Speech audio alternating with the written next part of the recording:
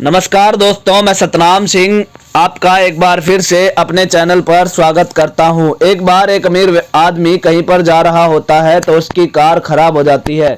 उसका कहीं पहुंचना बहुत ज़रूरी होता है। उसको दूर एक पेड़ के नीचे एक रिक्शे वाला दिखाई देता है। वो उस रिक्शे वाले के पास जाता है। वहां जाकर देखता है कि रिक्शे वाले ने अपना पैर हैंडल के ऊपर रखा हुआ है, पीठ उसकी अपनी सीट पर होती है जहां पर वो बैठता है, और सिर जहां सवारी बैठती है उस सीट पर होता है, और वो मज़े से लेटकर गाना गुनगुना रहा होता है।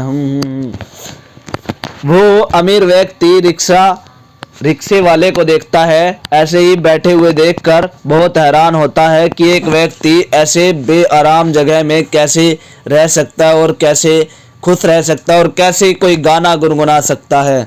वो उसको चलने के लिए बोलता है।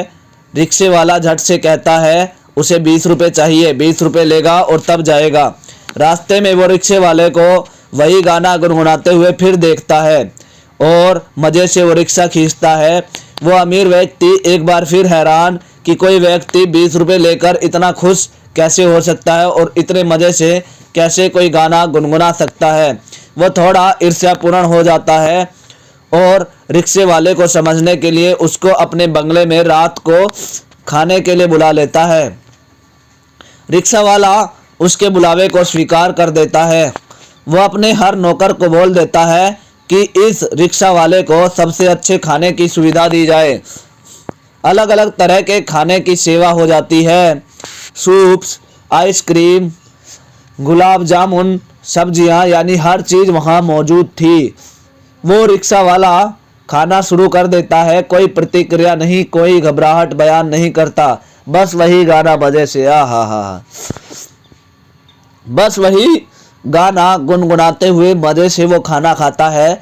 सभी लोगों को ऐसे लगता है जैसे रिक्शा वाला ऐसा खाना पहली बार नहीं खा रहा हो, पहले भी वो कई बार ऐसा खाना खा चुका हो। वो अमीर आदमी एक बार फिर हैरान होकर फिर ईर्ष्यापूर्ण कि कोई आम आदमी इतने ज़्यादा तरह के व्यंजन देख के भी कोई हैरानी क्यों नहीं जता रहा, कोई हैरानी वाली प्रतिक्रिया क्यों नहीं देता। और वैसे ही जैसे कि वो गाना गुनगुना रहा है, जैसे रिक्शे में गुनगुना रहा था। यह सब कुछ देखकर अमीर आदमी की ईर्ष्या और बढ़ती जाती है। अब वह रिक्शे वाले को अपने बंगले में कुछ दिन और रुकने के लिए बोलता है। रिक्शा वाला हाँ कर देता है। जी हाँ, जैसा आप कहें। उसको बहुत ज़्यादा इज्जत दी जाती है।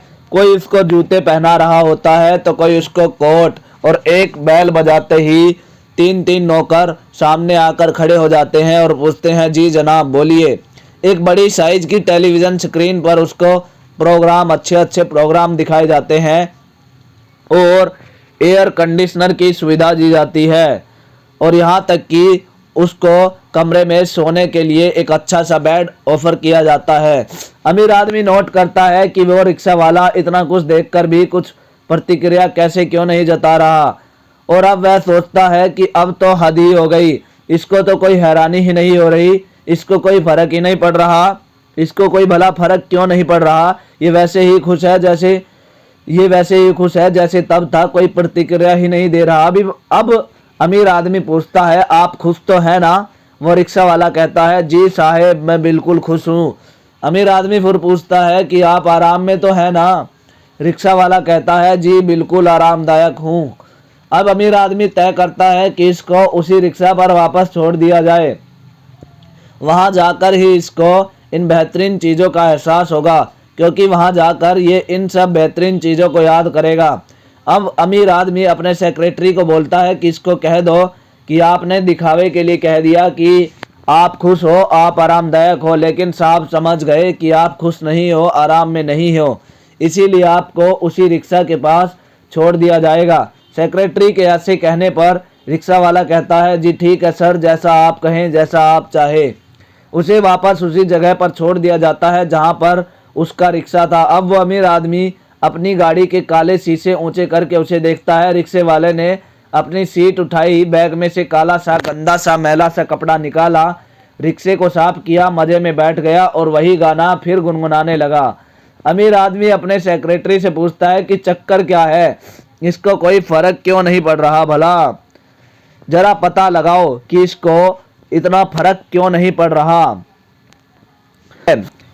सेक्रेटरी सोचता है कि भला ऐसा क्यों हो रहा है, लेकिन उसको ये नहीं पता कि जो कामयाब इंसान होता है,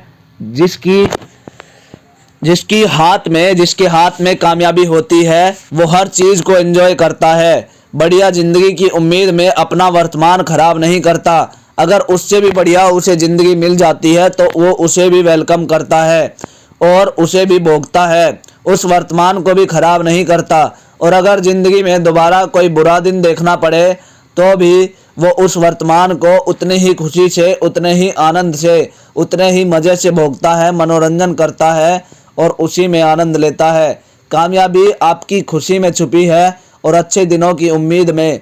अपने वर्तमान को आप बिल्कुल भी खराब ना करें और ना ही कम अच्छे दिनों में ज़्यादा अच्छे दिनों को याद करके अपने वर्तमान को खराब करना है। फिर आप अच्छा महसूस करेंगे और आपसे जलने वाले जलन महसूस करेंगे। तो दोस्तों, कैसा लगा आपको मेरा वीडियो कमेंट सेक्शन में ज़रूर बताना। और हाँ, शेयर करने में आपके कोई भी पैसे नहीं लगेंगे। तो हाँ, इस वीडियो को शेयर करना बिल्कुल भी मत भूलना।